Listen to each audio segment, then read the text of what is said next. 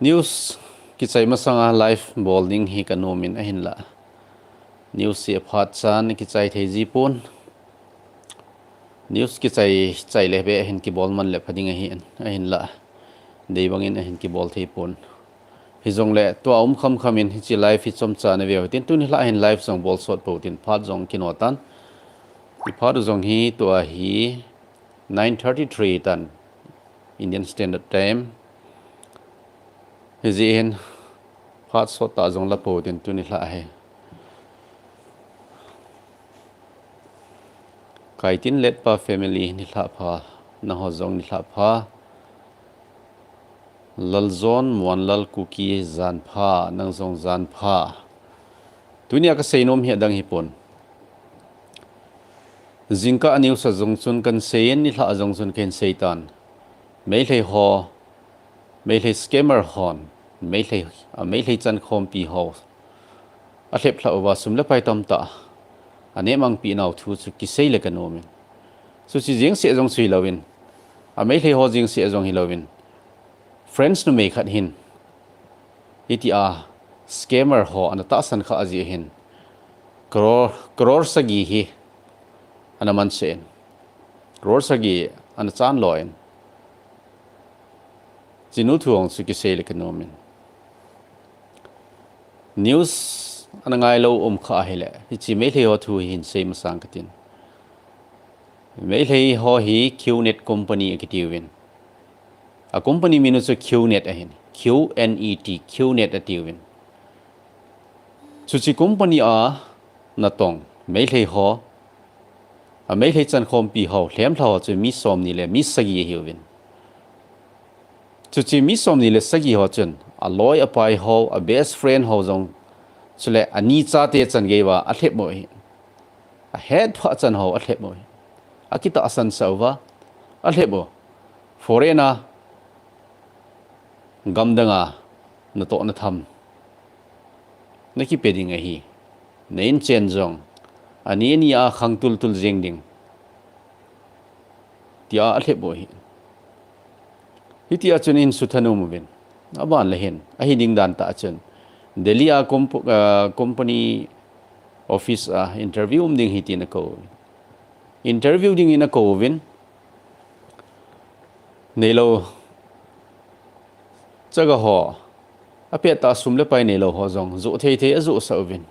ain mon po atun sawin hiti chun flight ticket ka sawin Delhi a chun ko jiwin Delhi thun ting ole hlep theidan nen a thlemovin interview dan khat chu to sawin interview result chu phong do lovin he nge na to an tham na ki pete ding hi tan to a interview zong na chai tan foreign company na join na ding a chun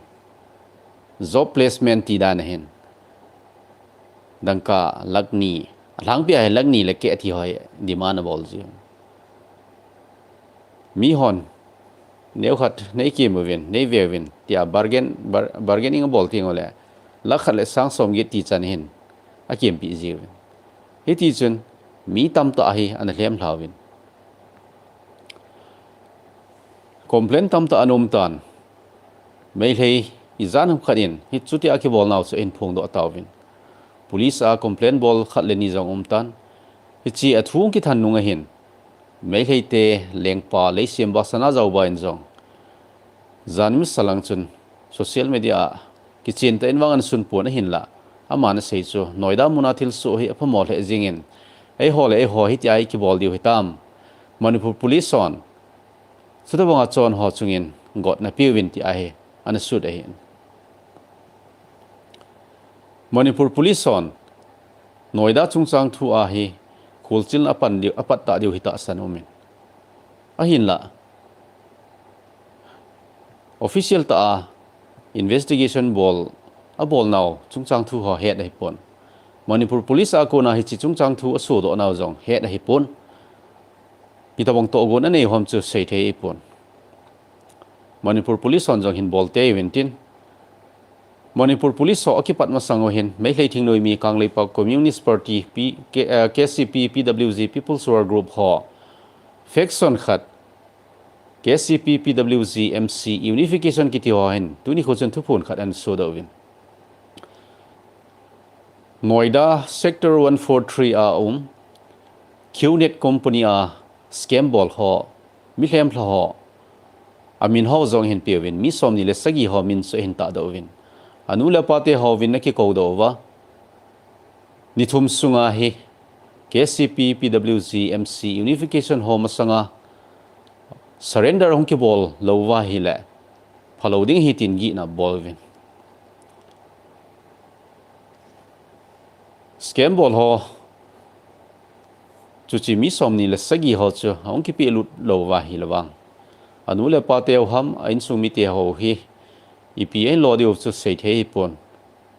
a hin la hong thun ting le an sei kit mai hoi tin mai le ho hi chana hi si e hi tawin mai le ho jing hi pon ta banga ki chim hi e mi jong hi zanam kha ki tan asu pi sangam ne ding lai sat la ai lo asu pi sangam ne lego ho lep thula la pi ding a hi lo le kilom lo ta la pi ding la pi ngam jong mi tam ta ei ho sung jong ta win phamo kisan a phamo le jingen mei hei chuti a scam bol ho chun a best friend jong a hlemo khat nu jong chu ani cha te kisanin a hlep hin alai chu chan ge a chu so bi sangam relation kinai cha nei ho jong ki hle moi tan chu chan ge a chu mi him sit na hi sang ma jing he tan gamdanga na thung ho zo si e ho lain jong thung tan mei le ho la thung ho hi e ho la jong a thung poi ki ti thei pon tin e ho la jong he thung a hin ei mi le mi ki hlep na tam tan gamdanga ga uma thilpha hin zil do lo thilse bep hin zil do hi mi tam ta yum ta win apo mo le jingen iti a hi ha mi thasit na chon ho chi chom khat chu sumle pai mo jong le sot lo ding a hi lungen theita hin khomana lungen theita hin sanga hi iti u longa na ito a kichati zat na be hila lungmung sela ni achu phazo a hi ichi ki gel thei chi le leisit ai thil si jong lo ding a hi ai la tulaya ho hin shortcut ngen he achi pi nom tawin hausat ding zong phulo helawa hausat ding shortcut a hausat ding neile go lam nadinga zong he ala bai thei pen a lam ding tiul pot sa lo hela a hausa pen hi ding a bol thei pen hi ding neile go ning khing sela nei pen hi ding hi chi tulai mi him ho hin agial khat hi tan hi chi mi him khat hi na a i bol diwa de lo be hi jing se jong hilowin pathin ho i hiwin christian chate in i bol diwa lom lo be i bol do hitan apu moen hi cho jong hi nga thele hen phan tin chule ka seijing in kham na thei jong hi in chen na dinga kham na thei a kiveng hi lo le kham na thei pole a hi lo le hi ti a hi kham na thei ho hi i bol jing awai le dunia kham na thei an kiveng na nau sat na chun ni khat le chu chi kham na thei ho chu na cha te in hin nen tin na cha te kham na thei hong thin tin man lo an lam do nei la go jong chu man lo hong ki chai tho ding ei ti jong he tu ni hin sei do no mu wen mei lei ho aki lep thao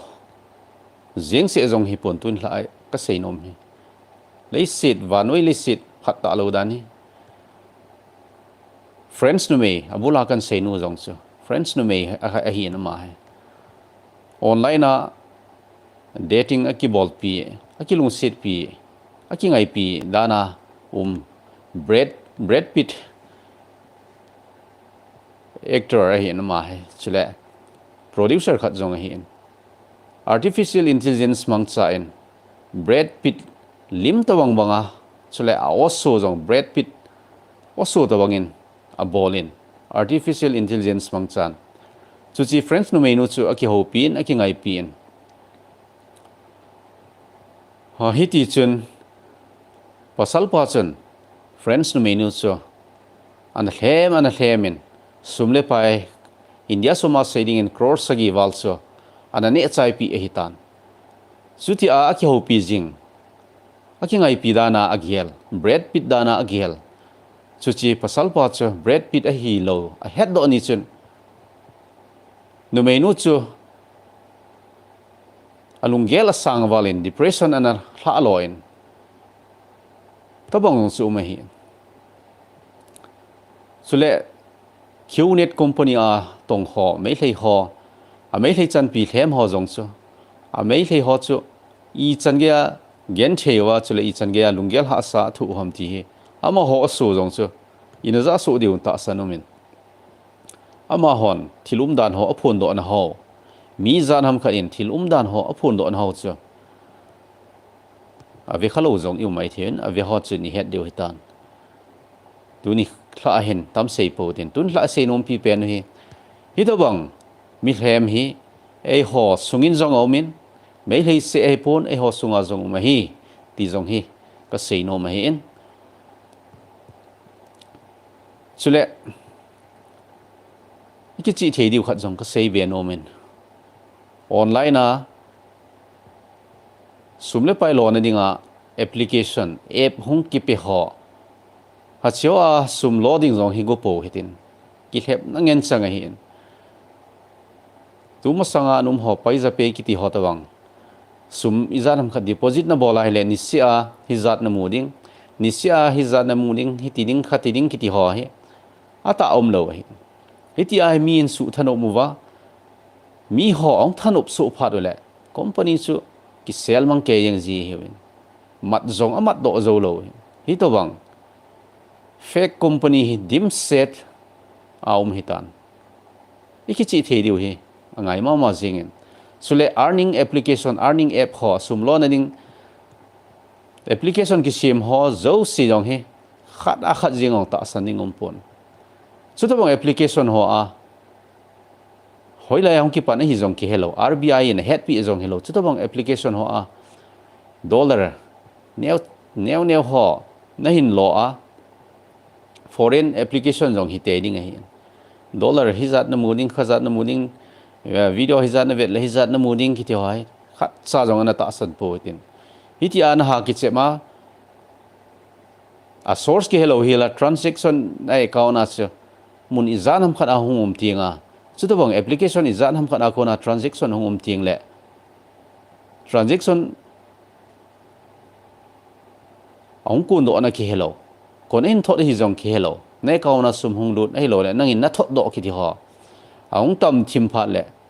chu to bang application ho thum le li na hin mana transaction izanam khan hin bol do ting le cyber security hon na account cho free send bowling o hin na account hin kha dingo home run sin chi jong le chun a hon do zo lo di hi ta bang hi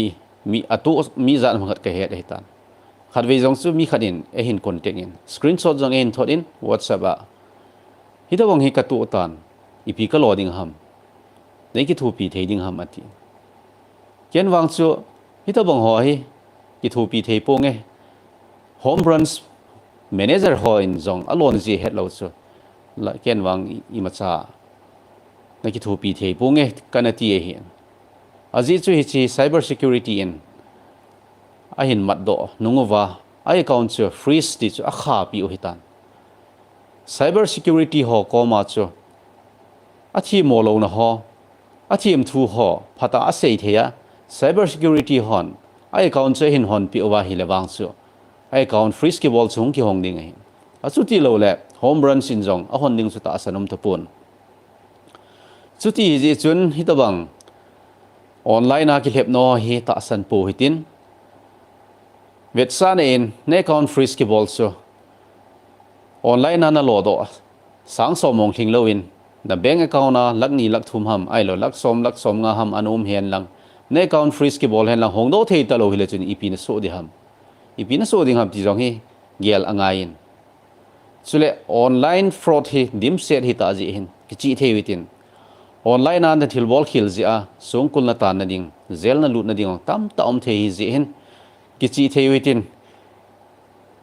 อีมีเหตุสมองมองหัวจงฮีตุลายมอตาสันเทตะปนอีจ้าก็เซบังอาจจะไม่เลยกิเลมหัวจงสุอันนี้จ้าเตกิสันกิเลมหัวเบสเฟรนด์กิสันกิเลมหัวฮิตันอีตัวบังพอดลายาเฮกิจิเทมองมองหิงไงฮิตันคอยมาจ้าตาสันโหลดิ้งคอยมาจ้าตาสันเลนโหลดิ้งไอ้วางกิจิเทดิ้งฮีอภัยมอมาจิงตันพอตาอันนั้นคิดว่าปีจิงน่ะลอยน่ะไปขัดจงสุอร่อยไปดังหอนไอ้เล็บพลาดิ้งเลย victim ดิ้งเล็บพลาดิ้งดังอันนี้ตัวเลวเลวดิ้งเลยนังa best friend ป้าจงสุเอ็นเล็บพลาเสียงเทฮิตียังฮิสุมิลโปตินฮิจีเห็นหาพอเป็นฮิอีปีนปีไตโลฮิอินูเลปาไตโลฮิมิดังฮิโมตาสันเสียงโลดิ้งฮิ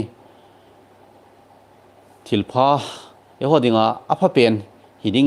โดตันตุไลขังอาดิ้งเห็นกิจิเทวิตินฮิตบังออนไลน์สแกมหอออนไลน์สแกมเมอร์หอกิลเฮปสะโปฮิตินสุเลอีโฟนหอจงฮีอันนอนนัมเบอร์หอจงฮีเทจันลาโลดิ้งโกฮิตินอันนอนนัมเบอร์หินคอลก็เกี่ยวหอเฮดโดนเทดิ้งอิน True Caller หอจงคูอินสตอลกี่บอลฮิตินสุเลโมบายลาฮีอัลฮอมเทเป็นอะโมบายแอปพลิเคชันฮีอินสตอลบอลดิ้งโกฮิตินอจิตสุแอปอัตมจอฮีโมบายaccessible เทวินนะโฟนคอนแทคสุเลนะโฟนสุงาทิลโจเซีอะเฮดโดเทวิเซนGoogle Play Store เห็นลังสุเล unknown source อากูน่ะ application หอ install โมบอลวินอภัยอดีเสนา PVN กิติหอ a source กิ hello สุดท้ายเกมกิเสียมหอนะฮะบอลนแต่บางหอเฮบอลเบสเอลวินอภัยกิเวนกัลวาลาพาอุมปนตุลายา scammer หอเฮไอหอนอาจารย์โลดานุจงเอเฮปโวินอามหอ modus operandi กิติเลทิลพะโลบอลดานอากิมันจะดานุจงเอฮอนกิมันพะโลฮิเจนกิเวนเทจานากิเวนดิงฮีไงโตฮิตินก็เซบังหินอันนอนนับเบอร์จงโมลาโปฮิตินสุเลฟอนา OTP หุงกิดงหอกิติตะโปโปเสือดอนบุตรโลดีฮิเจงินโนmessage นมัว OTP จิจวยหิน OTP นินเสียแหละสุมเลไปนมูดิ้งฮิจาดอมินขัดูตีหอกิเลบนัตั้มตะอมฮิตันโซจงฮิตะสันปูฮิตินอีกสิ่งที่เราว่าเห็นแหละอวังสิปะฮีขาดิ่งว่าฮิจีเห็นกิจที่วิตินสุดเลยโซเชียลมีเดียลิงก์หงกิทอเราจะสิลองฮิคลิกเตะดิ่งกดเราดิ่งเห็นอัมบานีอินฮิจัดฟรีรีชาร์จนับปีดิ่งไอ้โลแหละโมดีอินเชียบอลดิ่งฮิติดิ่งขัดดิ่งกิติลิงก์หงกิทอดหอยโซเชียลมีเดียไซต์กิติตะพอว่าลิงก์หงกิทอดหอยอันนอนซอร์สพอยากูน่าหงกิทอดได้ฮีเฮลโลอีพิลิงฮีเฮลโลหอยคลิกโมบอลเราดิ่งสุดเลย PDF copy PDF หอจงอีพีฮีเฮลโลหอยดาวน์โหลดบอลเราฮิลดิ่งคลิกบอลเราฮิลดิ่งฮีอภัยกิเวนกัลวาลาพาอมพุนฮิเจหินน้ำมีเตะหอกิจิเทวตินออนไลน์น้ำมีเทมทอฮีกิเลพลาสะปูฮิเตตีจงฮีตัวนี้ละเห็นก็เซเบียนโนมินตัวปีกูจะจมขัดคุงไงตินอีพีแหละคอมเมนต์ฮีอีจานขัดโอมินคอมเมนต์ฮีขัดเวนัสิมกิดเหตุนะตัวออนไลน์นะหงลูดฮีมีจันนี่แหละสมสกิเลกิดหลังปีขัดกันซิมเดียตุนละคอมเมนต์เจ้าเสียนี่ละพาหอเจ้าอีบอนสาวนี่ละพาอินทอดเจ้าสินะบอนสาวนี่ละพาเกันทอดเด้USA ไม่กัดทุยนี่เวกันเซตันนิวส์ฮิตีหินเขาลิมน้องไม่อินวางสัวก็เซขปนฮิจงแหละกูคิดเช่นนี้นะเซนที่จะอันนั้นเสียไม่อยู่เต้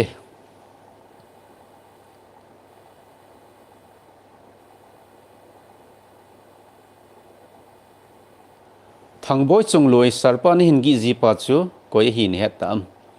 คูลจงก็คูลเบตปนก็ยังหิจงแค่ปนจิมีป่าฮีคอมเมนต์หัวสกเวียนนี่แหละ ka he khai ti zong aum pun kidang ka sathon ken zong chipa hi hi chi gam kai mi cho amin chi cho ti a hin sei zong ka mu pon hin sei zong leo chu ipi kiao zong kiao sit be ta pon tin chile ima cha zong kilo di pon tin athilum dan chu ka hin sei thu hin koi hoilang gam kai mi ho hi zong ke pon khol zong ka khol be poi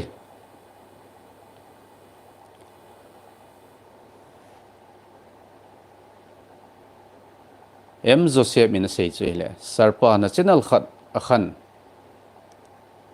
LA Los Angeles welfare hong kipadan hin seyo to achun kan seitan kuki channel in sen chu ngan se mai utena ei pawa ki sei khat om ta le e hon an sei be da ta hoite leilon boy nen seyo tin max vai phen leilon boy na hi ki chai lo lai hi leilon vela makhana ban bol ho liang mei hon ban bol hi jing ni dan som le ni chan hi ki hong na lai ding hin jing sun ni dan som le ni akona hi ain bol pan kit mai thewin chi liang mei ho hin sei thewang hi lai ye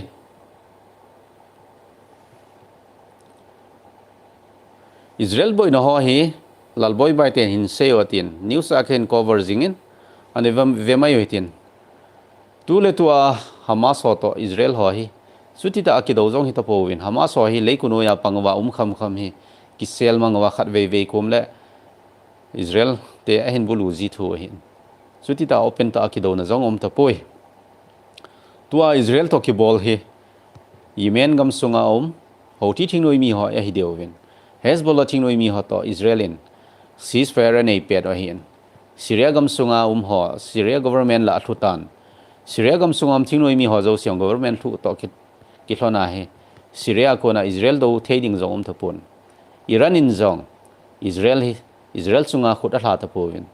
Israelin Iran te missile ki sim namun ho chele nuclear sim namun ho le air defense system ho ti chu waleng ho le missile kapla na nei ho asu set pi no hin Iran jong thip be nom tawin tua Israelin akiboi pi pen he akido pi pen o he ho thi thingnoi mi kiti Yemen gam sunga ho he hiuve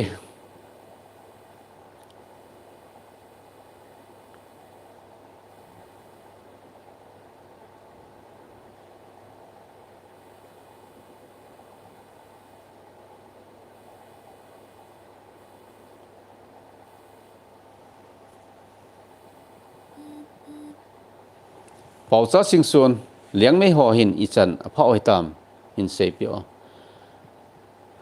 makhana liang mei ho he ni thum sung ban chu a hin honova ni thum sunga kunsa khul lungwiram khusunga chutia ngona abol khum ho chen ngaidam ong ki thum diu hi ti a hin ain la tuni la chen kunsa khula chen liang mei ho hen sports khat ni chu ji sports nei je wa cha ama ho chi le wa le aboi lo ni dinga lampi chu hin ho no hi dinga hin ji chu le ma khong champhai el champhai ko sunga counter blockade dan khat khangdong hon abol wa gate hin kha phat wa he mo jong hin ban hin hon no jong hi mai the hin jing ni kho ni dan som le ni hung thung le aban bol hen zom diu ham ai lo le ipin sei diu ham hi aneve mai utin chele ha Kangpupi district Kangui district hop sung maren mei khu sunga liang mei ho to NSCN ho ki boina jong hi aki chai nai pun ki ho cham na ima jong ompon NSCN IM hon ngai dam thum naw jong ompon liang mei ho hi lung hang the jeng hi win a hin la NSCN IM ho hi ha ima cha chu along am povin athua seu chu a hi jingin press release bolwa athua seu hi a hi bep sewin milong kitile liang mei tailo milong tribe dang hon NSCNIM ho chunga demna thupon a bol naw jong ompon Manipura CSO NSCNIM ho thi mo chana press statement su do jong hi om povin press statement hin so da ta sun hi Zelengrong Students Union Pune to Delhi bo hi win hi chong hi gam pa mam hi jewan so da ojang hi mai the hi chi city branch te ni bo hin NCNIM hoti mo en chan win NCNIM hoi got na pi hi han tin en se win adang hoin bang chi ma jong se po win liang me ho hin pan pi ding a ho lovin tu sing makhan thil su ajong hin lungwiram thil su ajong hin ain la ami long chan khom pi ho win don le ai don sa po win thu pi na gyal pi po win aji chu ama ho a standpoint ojong chu to so the hilo be a hi aking o na jong chu ami ngo an ho jong chu sim thu hi chu do ve vu jing tu chunga NCNIM hon a vo wa je bu wa asang khola kai ke pi hovin ichana pu nan hom video clip ai mu jong le a ho li mu jong le kap la yeng wen nu me ho chu ata ata hi ting le min chu chan ge pu nan ni ke lung wirama pasal hon evolvin kanu me hi na asu mol pho ve ti atu se chu chal pa nga do ge gu jing a hi lo dan chu zo se hi dan chu ki chin ta angol pen in jong ki he thei ding ai hitia chu a hi lo be a bulebal ne lo hila zo thu din piwa milo ho zo sitil do a hitia ku ki ho to boina thun ku ki ho to milo ho sunga gale tul pin do sa ding a god wang o chen koima angolum pon hichi mingol khat le ni sia gale tul su koima na de lo hi la hi amongin itabang thil su thung hi jong le aki boi chu leilon khuno ho to ke lungwiram ho bo chu hiding a hin khoni ki boina ji a gam thua zalenam ki ka ai ta ki dona amo pin do ding jong chu ta sanum di pon tribe dang hoin het him lo lewang chu ki dona ki boina hoi the hin a hi la tribe dang hon a het him win chu chi nu mei khat thu sei ji a tribe dang ho am ho sei se a chon ding jong a hi di povin a hi la chu ti e jong chu ki thi thei kit lo hin a ji chu tu la ya NCNIM ho tangkhul hon press statement hin sud o jong hi bila lut ding lo hi mong tham khu sunga BSF ho camp sa ani nga thila lo ki po ho jong government in ku ki thing noi mi ho to sot evin apan piwin ku ki thing noi mi ho thil iza ka ya piwin ti ango na bulo bolo hin chule tu jing ka thu so chun ken sein NCNIM hon jan hi a press statement su do ki naw bachun izem ti a mong tham khu sunga chu BSF hon BSF ho camp chu asa do ta hilowa hi jong le NCNIM ho akona kuki thinoi mi ho ven do na dinga BSF ho camp sa ding BSF ho to sa ding go do hinte ati na la yo hin chusan ge ya chu milong ho hin lungel phalo agel NCNIM ho se na wa hin mong tham khu sung hi kuki thinoi mi ho adinga amun pi khat wa hin kuki thinoi mi ho mi zani tawang hi veti tin an phung do win nata asan lo wa le chiwin lang ga khul sin win ga kan chin win tin jong press statement su do na wachin na pan sa milo ho ki good dan hi gale tul nei je wa hi mi so ei so mong sa hi a hin la am ho jong hin iti a ki bolta da ding jong hinom di po vintin gal nei ding he koi macha jong anom di pon am ho sunga jong khatleni press statement hin su do jing ho khatleni tai lo he ita bang gale tulum ding nom ding jong hi mi atam diu jong kata san pon ama chang phat chum ne ding gel na a press statement su do na jong hi mai the hi a hin la press statement na su do hi vet na hi le e ho jong mo thim thading hi povin ichungwa min hi change ya thil se agel ta hi le e hon thil seung thun masanga hi thil se ki mai tu pi ne dinga iti panila diu ham a hi lo a hi le thil se ong thung ding ho chu iti od do thei diu ham to gon zat zat hi ki se mo ngain ka ki do khel khel ding ti na hi pon thil se hu hlun kha a hi le ipi ki bol le man tha na thung lo win ka hoi do thei dem ti hi adi se da milong ho ta cheng khom ho hin igel di se di win de omin hi chi thu chu anada thapot ki doitin comment lang achom khanan lut ki doite vum sat sit thlo sir amy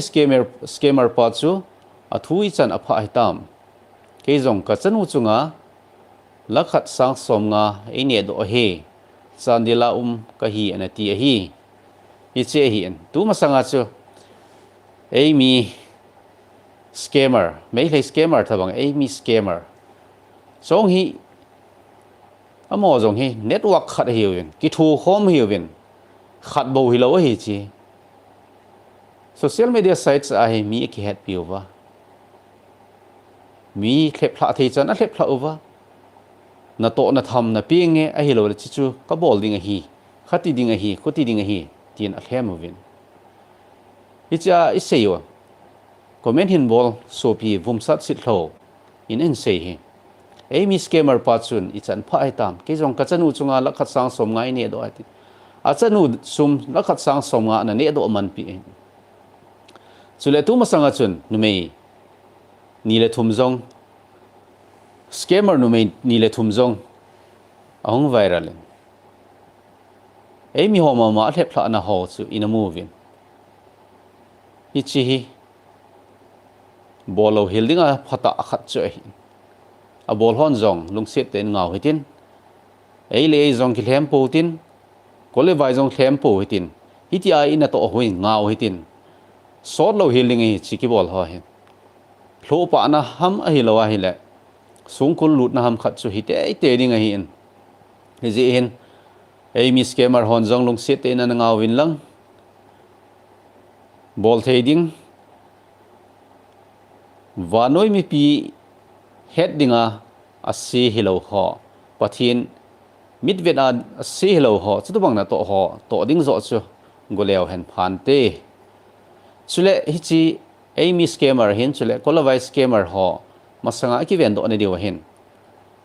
I tawang job appointment pi ding hizong le head chet lo kan chet lo healing sumle pai jong he mo pi po hitin job interview ako no ho jong he mo chi po hitin tulaya e ho sunga jong job vacancy hitawang ho he experience nei salo ho jong hitawang na to na ki peding ti a ki ko hi omin hi cho jong kan chin ma saw hitin abul ting le hin mi hoi su thanup jiwa mi ho ong thanup ting le interview ho to sawa interview to ting le job placement na ding na to confirm bol na ding asum le pa hi zat ngai ding hi ti hoi a se jiu hi mei lei qnet company ho ki chep na bang bang a hi chi amy ho scammer ho ki chemu wa amy se jong hilo nigeria lang ho hilo le kole vai ho to ki thu vai ti a hi scam a bol khom hi chi ki chi thei tin abula ka se bang chun pin khom pi a hi lo le I pin khom pi so pi sangam chule inu le pa tai lo hi midang ho hi mo ta san loading in a phain ki chi thei kal wala pha poi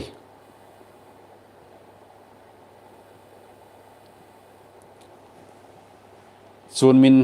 mang hang sing sarpa qnet victim ka hi in qnet thu hi khatve seuti tule tu azong amy ho zong noida tampi me hi chi qnet hi mei lei ho hi tu a he flash ki bol a hi tawin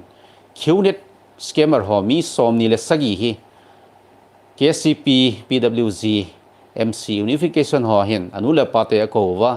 na chate ho nen ki ko do dingo na chate ho ke ho masa surrender nen ki bol sa di we ti en mei lei ho hi pa cha do mavin qnet a ho jong ako pai jing aven hiti a hi khat le ni hong ki that leo mai le ho scammer bol ho scam bol ho hi ong phat deu hi ta sanomin ei mi ho hi ei ho sunga jong scam hi jing hi la scam bol ho hi CSO hon jong ilim sa po in nam sipai hon jong alim sa lam hi akizada opon ana bol kha hi lawang chu ki ngai dam hoitin hita bang scam bol ho izat mi thlem ai lo le midang hin thlem ho chule human trafficking bol ho di hi achan diwa lom ho hi chan sa ai pha hi mo pu na ni hon phata pon hin lawai chi hi azunga za bodo pha da hin hong chal chala hi le gam len ta hin ka si ding hi a kho hle jing in sun min mang hang sing so pi hunet victim nan hi kha hi pu na domin a phu mo hle jing in nang jong hi a mo ho hin gam danga na to na tham pi dinga na zol jong si te ding a hin foreign na to ding weekly a income na nei ding weekly a hizat na loading kum khat sunga metro la azong flat ho na ki cho zo ding lifestyle cho hi chan ge hi ding ai lo ai le na in chen hi chana khang to ding ti ho a hi na na kinep sa jong si te ding a hi a phomol he zingin tua victim hi lo lai ho si nai nei hutin tuin hla ka seinom pi pen hi chi scam chung chang thui ja he comment ho jong hi tam ta ken sim man lo ding a hin ana ki he the moi te hat nei var te na sei kit chu hi le oi pu tu nei cha jong chu sangup 6000 kaman hi te oi pu adia ne hin hilu chu ki pa omin dam so din hi chi ka sei hi so pi te ho lung sit te in online a sumlo na ki ti ta po chu fraud a hi ti hi an he jing oi tin online a sum ve pung na ding hong ki sei ta po chu a thlem hi ti hi an he jing oi te online jing se jong hitalo chule igam sunguwa to a he ban aum thapon gale tol nung hen me le hon an cpo microfinance ki ti ho zo si jong hi a bon cha ta banga he fraud a hin khana khat jing jong ta saning umpon RBI het pi na lowa ki bol ho zo si chu ina ta san lo ding interest is at pi jong le sumle pai nei ho chole gi ma I hol do ilam do ho chu a ve kan na dingai in koi lo hil ding ti jong hi ka sei no men hi zi hin hat nei ver te ko ma ka sei nom kit chu nang jong ki chi thena nen lang nang experience chu na loi na pai na supin sangam mi tam ta ana head son sa in lang online a kilhep na ho online a sum ve kan ding ki thi ho hi ata pui kilhep na jing hi ti hi na na sei phung le ding hi ke ma ta in jong tu ni hla hi ka in tep na nom hi e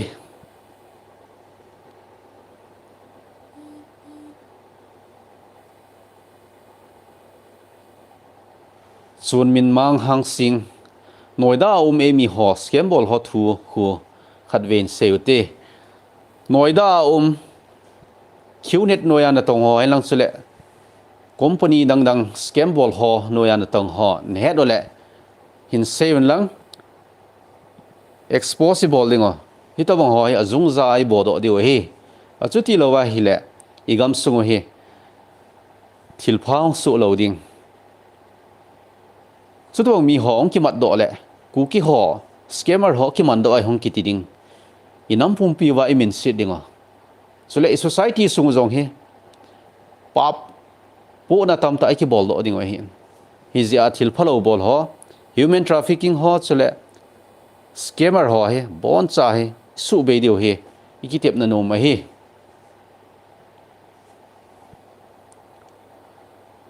min thang hau kip personal thua zong kan ho pi nom ni e pi thui ta mo so pi nei ho pi nom na chu ki son le lom hil jingin head ding khalani head be nom na ne ya nei ho pi nom le nen ho pi the e channel dress hi chi channel description a khun ki ho pi nan nei ho pi nom le ka number au me Bitcoin khu ATM sarji tin SND kips Bitcoin zong khu ken wang chu chanin sei them zong leo Bitcoin zong khu ka ta san lo hi ti mai nge Bitcoin ata a hi na a hi le RBI in phata approve holding India mi pi ho hi atil kho wa Bitcoin bolvin thilpha hi inchen sim na hi investment bol na phata hi ati diu hin RBI in recommend a bol lo RBI in hitia a head pi lo moi ka hepon si Bitcoin zong foreign a hin hi ji hin Bitcoin lang zong hi ki ha thanop da zong la kho ka sa hi ken zong ka ta san lo hi la sum ve kan ding in wa sum nei hi le government noya sum ve kan ho LIC azong koi the hin tin chule amonga thasia interest dei hi le I khanin zong post office azong khon koi the hin chule fixed deposit ho ang koi the hin bank azong koi the hin a hin la Bitcoin ho a hi lo a hi le social media la sum ve kan ho so hin share market ho jong khui bol khila he le market a down le sum pi jing sang ki mulo hin I risk ngamai le wang a kho pon a risk ngam ho ading sum le pai ho a risk nom ho ding in share market jong kho bol the hi nan ai la share market na bol di jong le ta san mo ho hinga bowling a phain government head pi ho hinga bowling a phain tu la ya he company tha au min share market bol hi cho jong hi mo ta san pai jing loading hi a phain a za mu le ki chai hi jing ji LIC bon hi tu ma sanga adani holoin LIC to SBI ho sum izanam khat amo ho hin anala o hin adani phata Hindenburg research in report in pi no hin adani nei lago tam ta hi aung kim tan share market khatwei thu in hong down jing in hile SBI chule LIC ki san jong hong boi ding tam ti hi mi tam ta ki chati zana na dim man hitan government in zong adib an kidop man hi le tan a hin la na na in ong ki cho hing ham win adani in a bol khila hele LIC SBI jong boi phathe hil dinga ahi aji chu SBI sum LIC sum tam ta he adani but ala ai investable ahi government noya chu tabang SBI LIC kiti ho jong chu risk thei di ahung hi a hi le private ho chu ta asan lo hiling wang sungai hi bank ho jong hi mo ta asan lo ding hi private bank ho di a thiwa a hi le ki chai hi jing tu ma sang jong chun hoi lai state ham ka het kilo le Maharashtra hi le kilom private bank ho hi a thiu le na sum koi do za dong chu na mu hil lo hil ding ti nei tan sum le pai nei hon jong ai thei chanin private bank hoi ta san da go hitin interest rate from jeb jong le bank ki ti chu government a chu lo hin hi jong le government in share tam ta anei now government bank chet hi jong le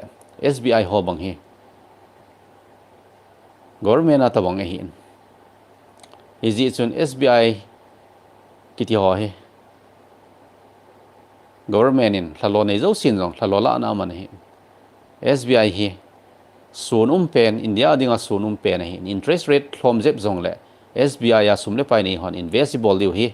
thilpha hin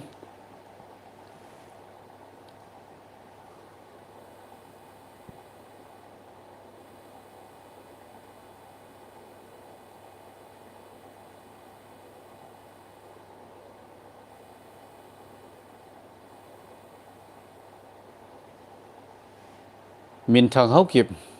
sarpa social platform khat nei zong nei in seinom khat kani ye in seo so pi pitam chun min mang hang sing in en sekit chu hile noida emi ho qnet bola scam bol ho hi expose bola phaham ke zong victim khat kai e in seo expose bolate ipia bol do thewam akhumin ache na ho jing changya expose bola ho bunga kona no do ding zoom sungai hin itia scammer hoi azung za bodo ngai hi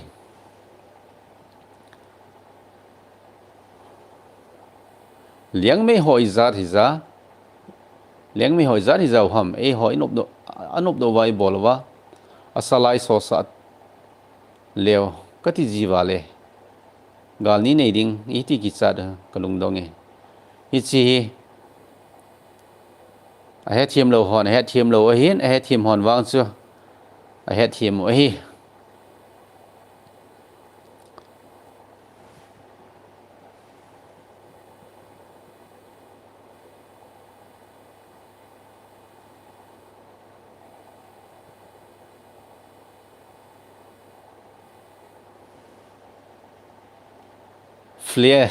flia kiti khatin an se chele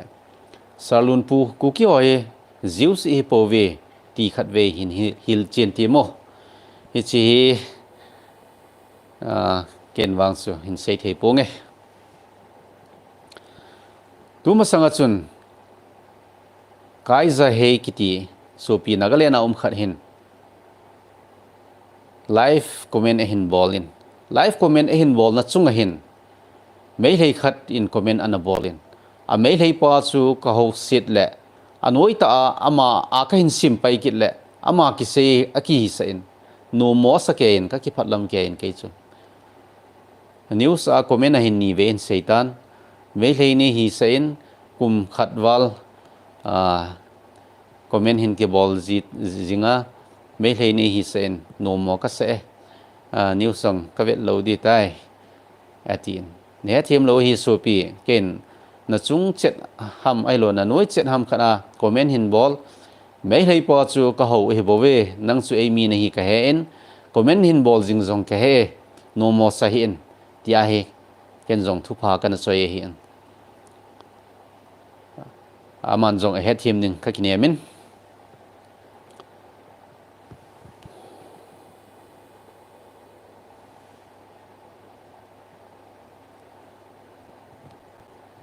mang cookie khung sai Ronaldo hon mimin thang hon advertise hin bol ji hokla hichi hina nel sakhan in seleng Ronaldo yen lang mimin thang ko yen lang social media celebrity ta hon jong Bollywood actor hokisanin it's ahin pg ho bon cha genuine ahidi pon ata ahidi pon amon jong sumlo hewin sumlo na hin bol jong hin amon jong ep ki che ta het jong hi loading hi je hin advertisement ki bol jo si ang ki sei phajo si ang hi ta san po te ji chu aval jo si so man tam hi pon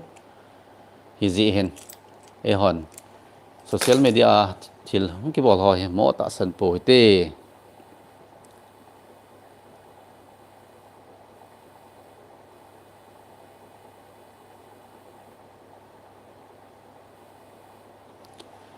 It's Amy Boboy in a sage. Sarpa Simpson's prediction 2025 to Simko had ve hin seo nung sit in to sim ho hi kaboy pi man lo so pi chom khat ni ngai da movin. Flia online victim ho chu azat ni kilhep la sangon sabat Zeus aludun lang Israela economic migraine in siovin. Si flia in se ke se poi FLEA flia kiti khanin comment hin bol ken simla ai mangkus khungsai mangkus cookie na se chu velen se kin nge phone application phone app a sumuna game ho khu ta zawm ipf pen ham ta hi Ronaldo in zong em asum mudan ep launch ball hi fake ham please in seo abula ka seitan online kiti ta po sum lo na ki se ho che anata san po te Ronaldo in ball hen lang Messi in ball hen lang Neymar in ball hen lang kon ball zong le online a sum lo na application ho akona sum na lo a chutawang application ho thumle li a sum nein lo a transaction ne het kha lo ho akona hong lu ding nang in zong transaction izan khat ne het kha lo foreign transaction izan khat ne nei ting le na bank account se free sung ki bolding cyber security in ama ho radar an hung kha am hon hin mat kha wa a hi le na account se free sung ki bolding a hi cyber security ho hin hiti a mi khat account hiti a khu le pon detect bol na theining ama ho hin ani yo hin automatically detect hung ki bolding chu chi machine chun na hin mat kha ting le na account free sum ki bolding a hi dijen online a sum lo na ning ki hoi than of people te so pi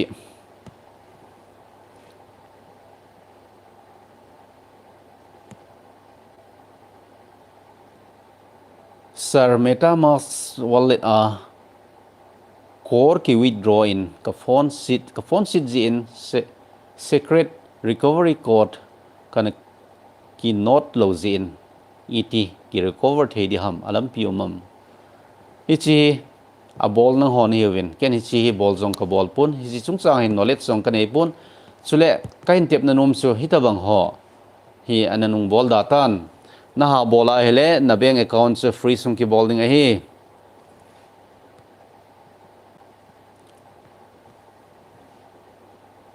James Muns Estak Chapa rupees zani no na 786 number ho kizu theile kizu the ati khu ata in sepi osari chi 786 si pangal hon number a hin e hon Christian hon 788 tum bangwa he amoin 786 si ada ithen pen no number khat a hin sumle pai not 786 panoi amoin de jong a devin ezi hin zola ki zo the pontin pangal hing na kom khat le ni kha le na de le hi za da hin ki thet te na ti le thu chu min tin a cho hi la ki ti wang chu ka da san poi mi te pu in a sei chele sir fintouch kiti investment thu hi ipidin muna umam kumni to wang hi ta withdrawal a pepo win a hi nen sei pi trading ham so pi online a investment kiti ta po hi ta san po te ta san trading government noya ho SBI noya investment LIC investment post office investment tai lo hi ken investment kiti ho hi online investment kiti ho khat chang ta san lo hin Bajaj Finseri kiti ho chule adang Airtel hin EPP hin khat chang ta san lo hin HDFC bank ho jongkhu private bank in chokisan khu ka ta san lo lai hin i the hen lang lawang chu government happy lo ho RBI in happy lo ho ta san lo in a phan online kiti ta po wa investment I bol lo diu hi thil pha hi NPS chung chang thu in sejo in hil chen o please elning ve NPS chung chang thu hi ken jong NPS lampang hi ka hepun study ki bol lo le hin sei thi ponge Mr. Collection in membership ahin lain ki pawme Mr. Collection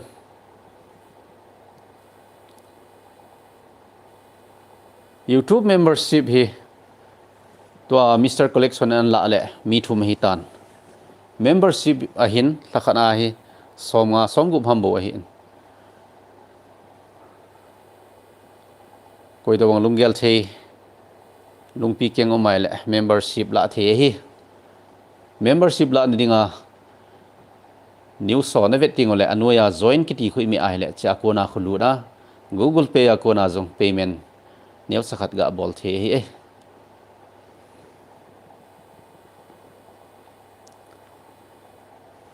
bur khasem binei in comment hin bol so ama hi sopi Israel langa cheng ho hi dinga hin ama comment hin siminge milung ning te in leisit alu diu hi kiti hi tu chung milong te chunga i tho u ngai hi tin ka gele yenge a hi mong mong hi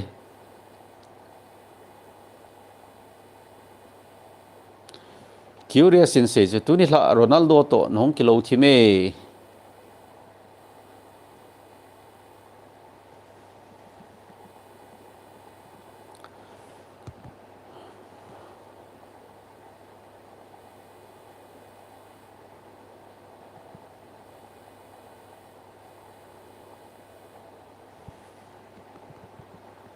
Kamilal haukip comment hin simnge sarpa tua camera a pang thum kaka ma nisagi a rupees 2000 tua camera a pang thum kika ma nisagi a rupees 2000 kamu e ti ho khu ipilam pangham nei hin hil the di ham so pina sei chet ka he thi tua camera a pang itawang camera a pang ham chu ka he the pon camera ka ma pang company khat noya na tonga pangjong hi mai thein a hin la camera kap ho hi zong hinan tin aji chu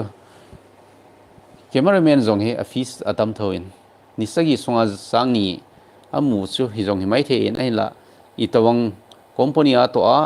hoilai muna camera ka ba pangham kitchen ta na sei lo zin adon bu ji ha sa in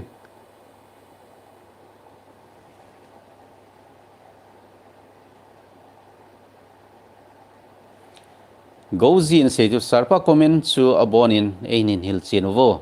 kahet lo adim zenge aji chu nang ke hosa nga thil hezep ni henge comment hoi sim thei chan ken sim a hin ken jong kahet kham khama kahin don but e the singson ama comment chu salun pu pachan ji e huma chal jingo lunpu kuki news pathinin thudi phung jaldin pijing hen henge ki pame bobo in a sei chu chuti le SBI post office LIC investment ho hi itiki bol dita aha punna SBI investment na bol no mai le SBI life insurance jong omin chule SBI akhon fixed deposit jong omin tam deposit ho jong omin sum le pai saving bol ni ding tam tau ma hin na het sin no ma hele bank in sin lang manager ho ki mu pi le chun na in guiding o hin izem tia nang online banking bol ni jong le ele in jong ki bol thei izanam khatum ma hi post office ang chu tawang che hin LIC a jong chu tawang che hi LIC a jong khon policy tam ta omin money back jong omin money back lo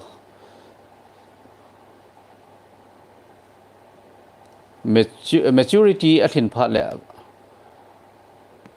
premium na se do to a interest puman la do ding jong omin izem tia thina man na tua hele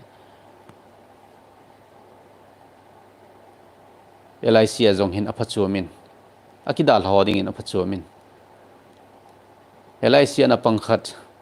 athi khat chun thita jong le adal ha in sumi hon phachum nan nein LIC jong hi ase ha thuin premium pi ha thuin LIC jong hi ase poi government a hin ta sanum ma hi kuki armin hen do su crypto lang hina boi pi khamti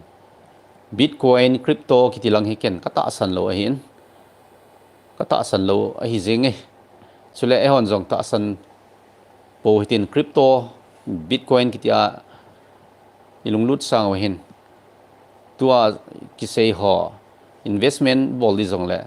government head pi ho RBI head pi ho LIC SBI chule post office ti ho hin invest bol wete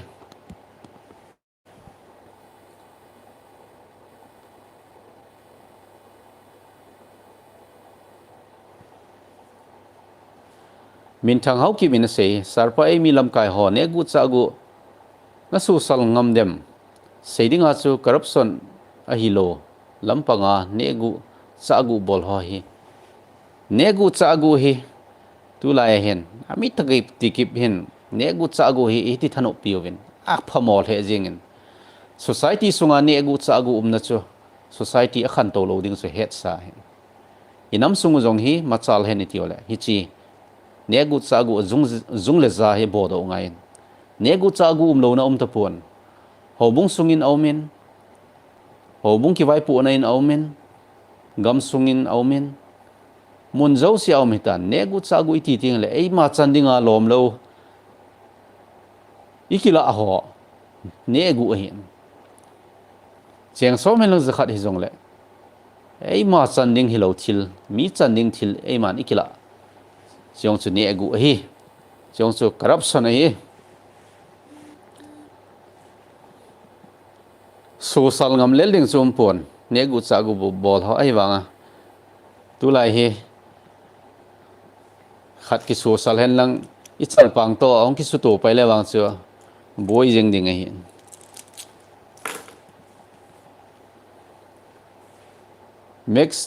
max min bai te kukizo council na pomam kuki bo na pom ham sarpa chule kukizo council hi ipidinga ki phut do ham hi chi kuki na question hi kukin pi ho do ngai in tin kukin pi ho in amo ho kamseng ta akonin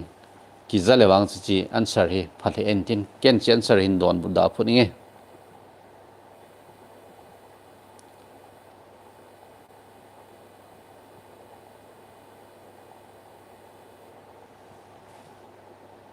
nyang vai phe na se chon se di mo mo nge ti nge ki pa me thang za hawen USA me ka thun se USA me ka thu hoi chung langan nini chu kana seitan chule ka sei bang chon ku ki channel in sen chi chu ngan si mai yote ei pawa sein ei pawa velin sei ki da taute zamgo hlungdim sarpa zen v entrance exam khun zen v entrance exam ko na hin chi entrance exam kisan awol thei thim ho sit izan hama ki bribe do ziu hi itina gelam anu mozi the znv entrance exam a bribe bol ho bribe kisan ho nehet ole anti corruption bureau central bureau of investigation a pi lu the hintin phata evidence na newa audio proof ham ahilole video proof ham audio recording ham na newa chule negu kila ho amin le a position ho apan mun ho kichi ta ne hedole hichi among central government employee khat hewin anti corruption ho hinga pi luna abung bua khai the lalam haukip in a sexual USA me ka hong ki pat dan ne khan seotin kuki channel in sei khan ngan seotin achunga hin sei zamgo hlungdi min sei ne khan in zomleng negu kila ho to negu pi ho hi thakhat ahi hizihin government employee koi dong negu kila zenv entrance exam a thim lo khat lol hin sa a thim ho sit mu zo thalo chudawang mi staff chudawang auma negu kila auma hele ki cha ding pon evidence phaten an kholtu mun lang CBI SCB ho hinga pi lu na hele abung bua khai ding wa hi jenge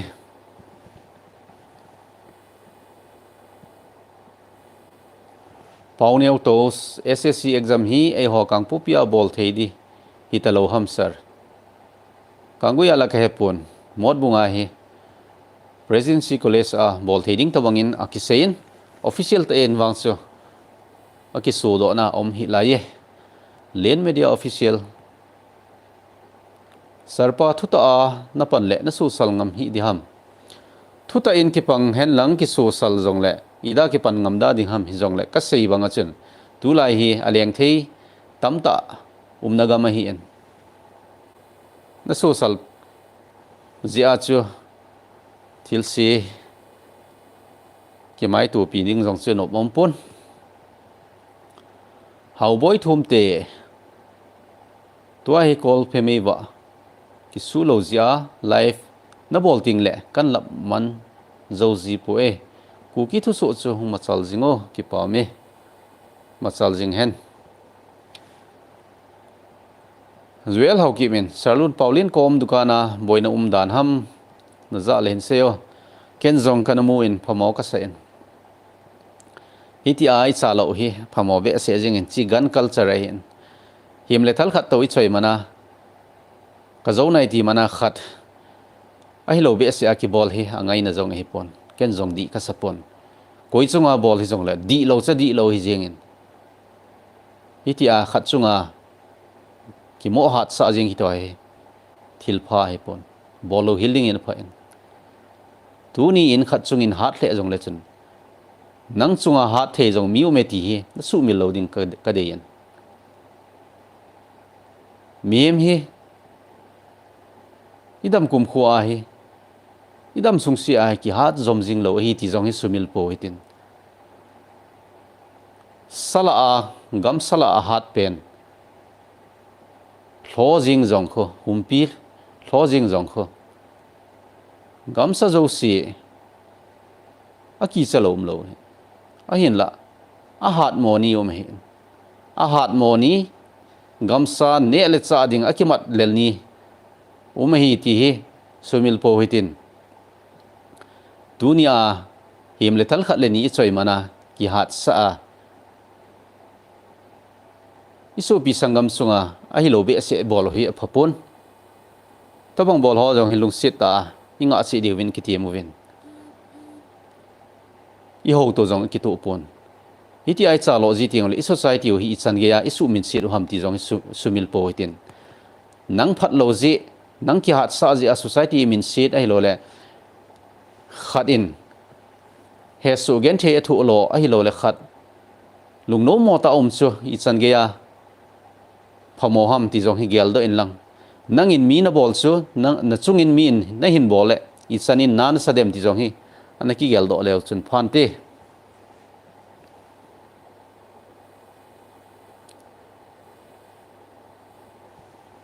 Ukraine le Russia thu hi athip lang hi tam thilalam hau ki hi nge khat ve le drone ho missile ho akikap tailo hi ground na akikap mu he ombe se tapon athip lang hi mano hi tan date 20 le Donald Trump in US president panamun hin lodi de le hin su chamte ta le kilomte Gary Vaipain Sarpa Mutual Fund ku itabang ham aphat chum dan ne hin se pi thei di ham KLIC zui khu iti ka stop a sum izat percent tabang akilem LIC na zui ngal ngal hele ken kain tep nom chu nanga a hi le na sum se do zo si zat jong na mu lo ding hin chi chun ha sa the jong le maturity thin masang se chun ana zui jing le chun chuti le nanga ding phachom jon te chule mutual fund chungchang thu hi mutual fund jong hi a chum chi eumin a kitchen zoding de ya hele benga na chi a na kan chin ning chu phain tin SBI jing si ang khon mutual fund hi azad omin zat tam ta om hi SBI LIC azong policy chum policy tam ta om banga kho mutual fund jong hi policy tam ta om hi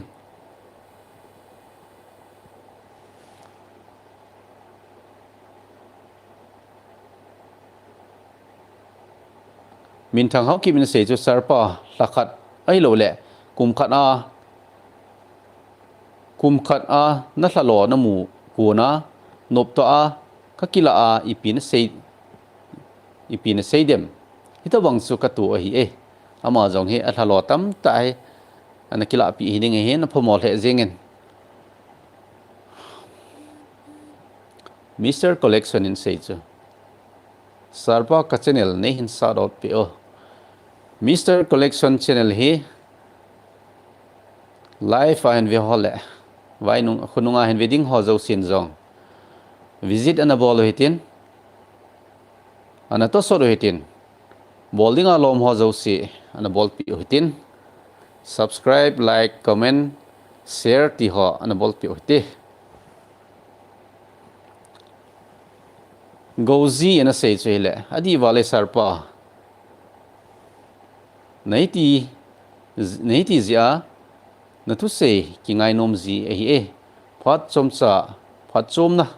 tamta ki mudo zi ki akimudo zi na tu sei na hin phat chom na tamta akimudo zi ati he so pi pa hen wang phat nan hin zui hin jing hen ki pa me so pi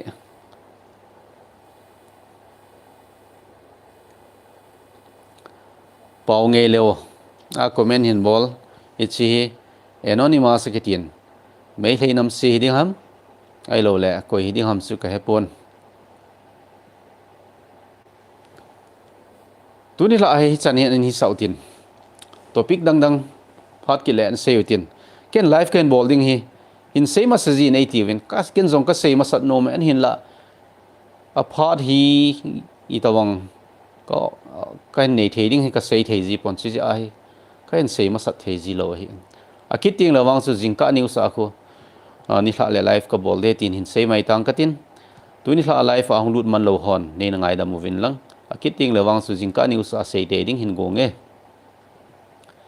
tel lang hau kip ngin an sei jo sir nang zala nami pi hon news ki nga ka ngai jing the zion ka ki pa naw sang pen ken phong ve pathinin na hlon pi jing hen ki pa me nang ho zo si ku ki cha te zo siang pathinin pi chi o hen lang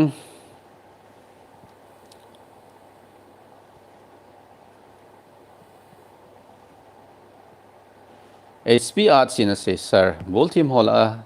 ziden to nikilo che se jinge kai ta poi koi to khong kilo di ham hi san chi hi sautena loite ho na bon chawin mang phawin lang na bon chawin dam selvin jingka news anangai kit taw hite na bon chawin mang pha